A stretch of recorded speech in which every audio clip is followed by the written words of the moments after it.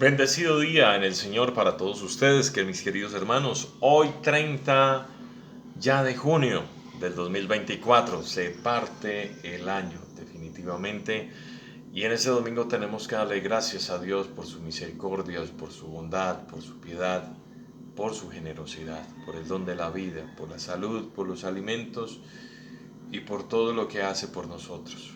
Domingo, en el primer día de la semana en el cual el Señor ha vencido a la muerte por medio de su santa resurrección, nos ponemos delante de la Santísima Trinidad en el nombre del Padre, del Hijo y del Espíritu Santo. Amén. Señor Dios, que mediante la gracia de la adopción filial quisiste que fuéramos hijos de la luz, concédenos que no nos dejemos envolver en las tinieblas del error, sino que permanezcamos siempre vigilantes en el esplendor de la verdad. Por nuestro Señor Jesucristo, tu Hijo, que contigo vive y reina, en la unidad del Espíritu Santo y es Dios por los siglos de los siglos. Amén. Lectura del libro de la sabiduría. Dios no hizo la muerte ni se recrea en la destrucción de los vivientes. Todo lo creó para que subsistiera. Las criaturas del mundo son saludables, no hay en ellas veneno mortal. Dios creó al hombre para que nunca muriera, porque lo hizo a imagen y semejanza de sí mismo.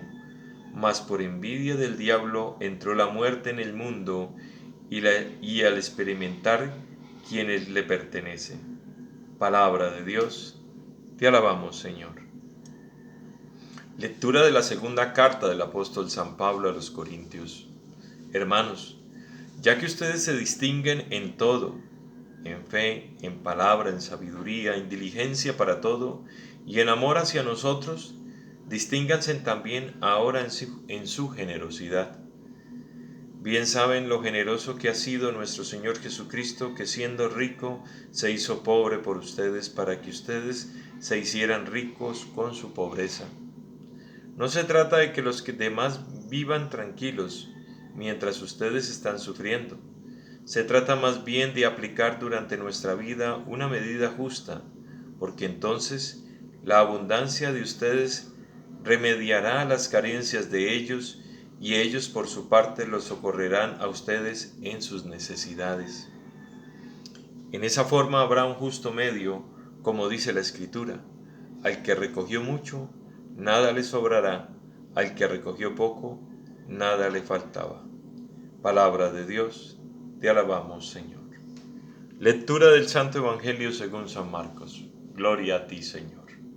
En aquel tiempo, cuando Jesús regresó en la barca al otro lado del lago, se quedó a la orilla. Ahí se reunió mucha gente. Entonces se acercó uno de los jefes de la sinagoga llamado Jairo. Al ver a Jesús se echó a sus pies y le suplicaba con insistencia: mi hija está agonizando. Ven a imponerle las manos para que se cure y viva. Jesús se fue con él y mucha gente lo siguió apertujaba. Y entre la gente había una mujer que padecía de flujo de sangre desde hacía 12 años.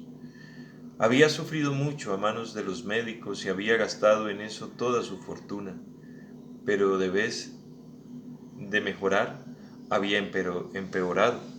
Oyó hablar de Jesús, vino y se le acercó por detrás entre la gente y le tocó el manto, pensando que con solo tocarle el vestido se curaría inmediatamente. Se le secó la fuente de su hemorragia y sintió en su cuerpo que estaba curada. Jesús notó al instante que una fuerza curativa había salido de él.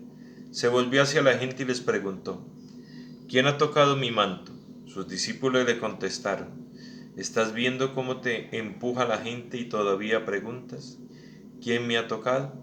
Pero él seguía mirando alrededor para descubrir quién había sido. Entonces se acercó a la mujer asustada y temblorosa.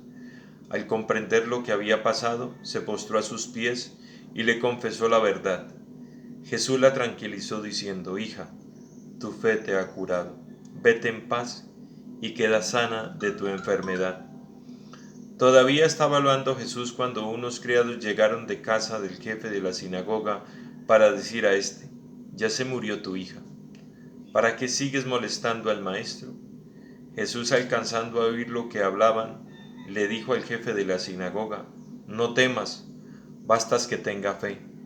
No permitió que lo acompañara más que Pedro, Santiago y Juan, el hermano de Santiago.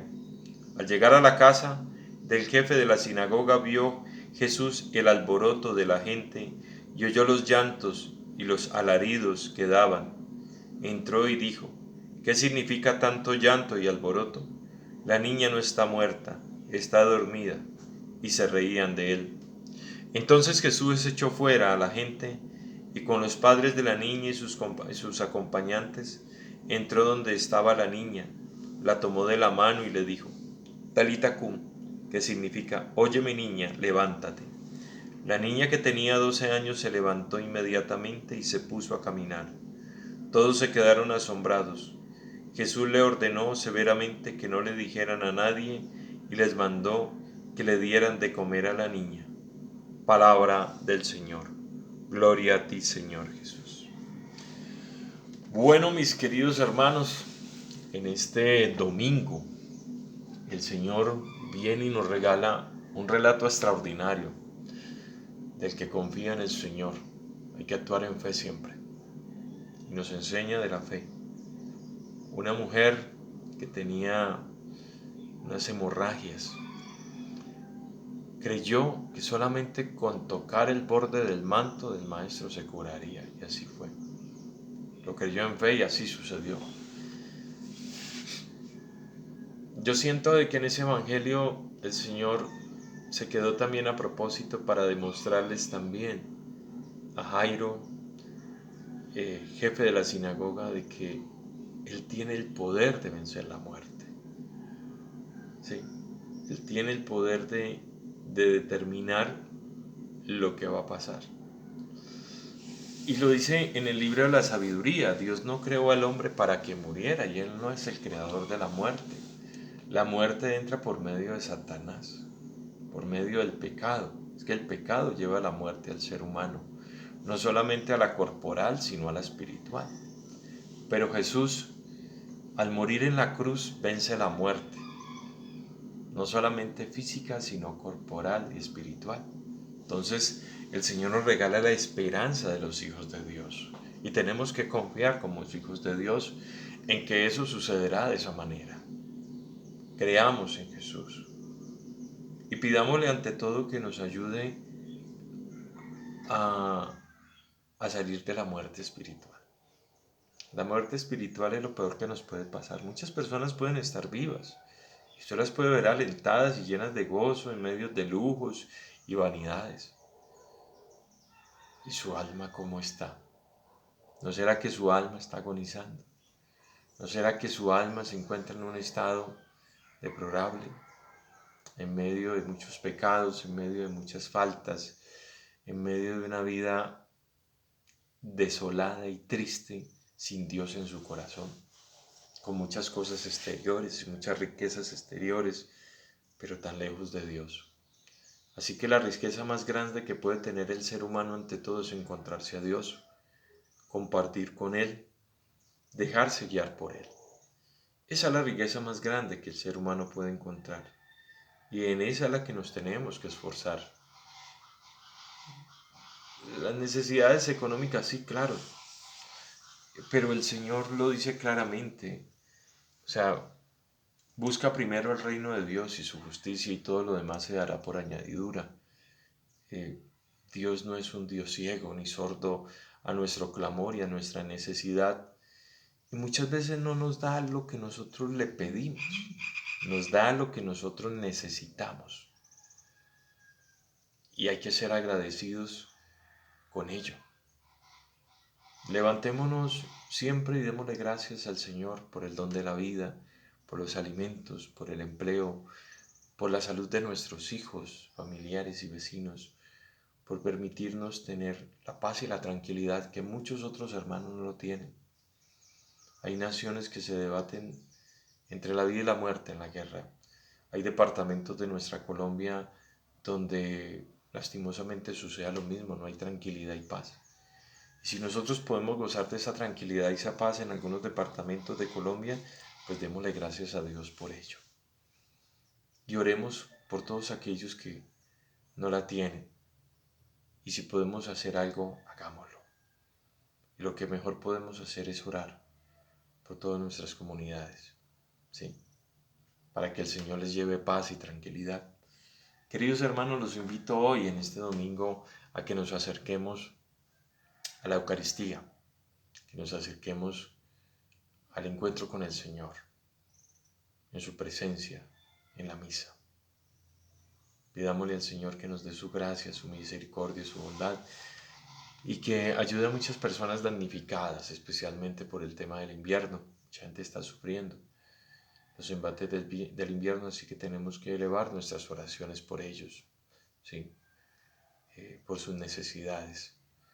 Oremos por las necesidades de todos aquellos que sufren, huérfanos, viudas, ancianos, hombres sin trabajo, personas enfermas, secuestrados, presos, refugiados, desplazados por la violencia. Hay tanto por qué orar. Los invito a que oremos por nuestra patria Colombia, que lo necesita tanto, en medio de tanta violencia, tanta mentira, tanto embuste, tantas cosas que son malas. Pero en medio de tantas cosas malas, hay muchas personas buenas que quieren hacer cosas buenas por Colombia. Así que oremos por ello. Queridos hermanos, ya saben, Edwin Andrés López, compartan este evangelio, no les dé pena hablar de la palabra de Dios. Que tengan un feliz y extraordinario día en el Señor. Dios les bendiga.